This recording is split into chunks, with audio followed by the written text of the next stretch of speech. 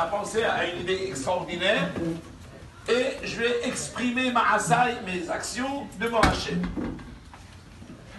La Gemara dit dans le Shabbat, quand Moshe Rabbeinu est monté dans les cieux, Malaché Hacharet, ils se sont plaints, ils ont une doléance devant Hachem que les Bnei Israël ne peuvent pas développer l'intériorité, les secrets que tu avais nous mis dans ta Torah. À quoi ça sert de leur donner la Torah? Amar lahem HaKadosh Baruch Hu, Moshe, il va le savoir. Rabbi Shimon Bar Yochai, il va le savoir. Et pas seulement il va le savoir, il va le développer. Et plus tard, plusieurs générations après lui, il y aura le Harizal, Besheba Hareshvi, Gadol Mikol Bnei Adam. Hazal disent, dans la période, à l'époque de Rabbi Shimon Bar Yochai, même les Timnokot, même les jeunes enfants, avaient une perception des secrets de la Torah. Mais Emet, Rabbi Shimon Bar Yochai dévoilait beaucoup de choses. C'est ça, la Hashlibi d'Abartov. Et nous, tous les enfants de la génération de Rabbi Shimon Bar Yochai, Hashlibi, gardaient en leur cœur ces enseignements précieux, étonnants, profonds, exceptionnels. Omer ani ma'asai lemelech. Et Rashbi, Rabbi Shimon Bar Yochai, il a enseigné de toute la génération. Pourquoi? Parce que les shoni'et sofer mahir. Ma langue, c'est comme une plume extraordinaire, extrêmement fluide. Bimie d'oro, elle connaît bien Alpé.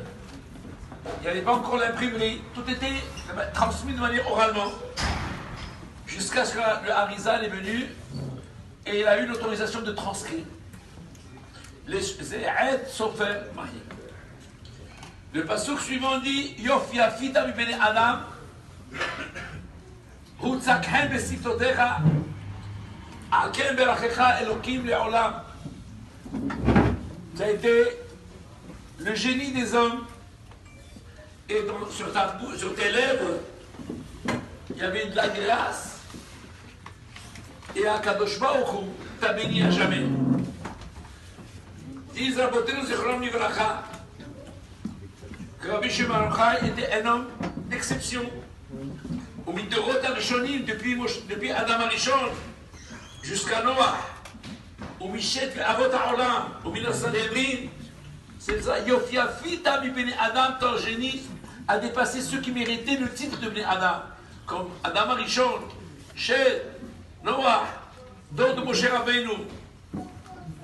Les fiches où Tzakem les Siftotecha, sur tes lèvres, il y avait de la grâce, c'est-à-dire les soldats de la Torah.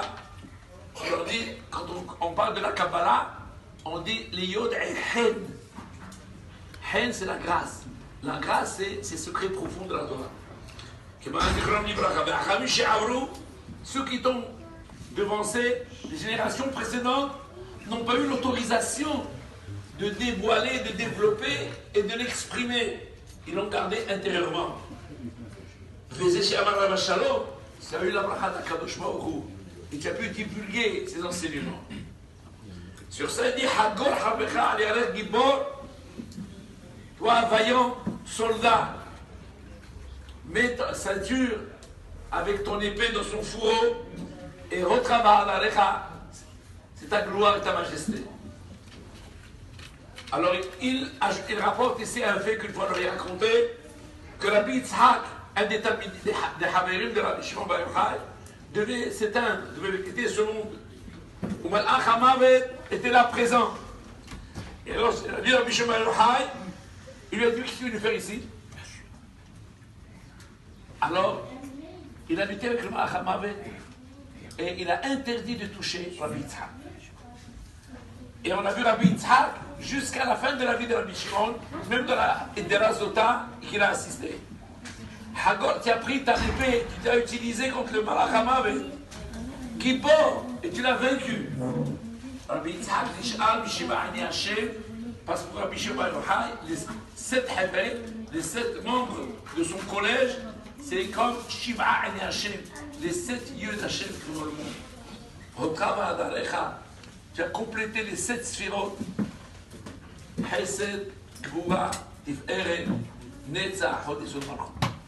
Voilà comment, enfin c'est encore long, on va tout dire en une seule fois, comment il a appliqué le Mizmor Memhe à Rabbi Shimon Bar Yochai. Zichutot Tagen Aleinu, Amen.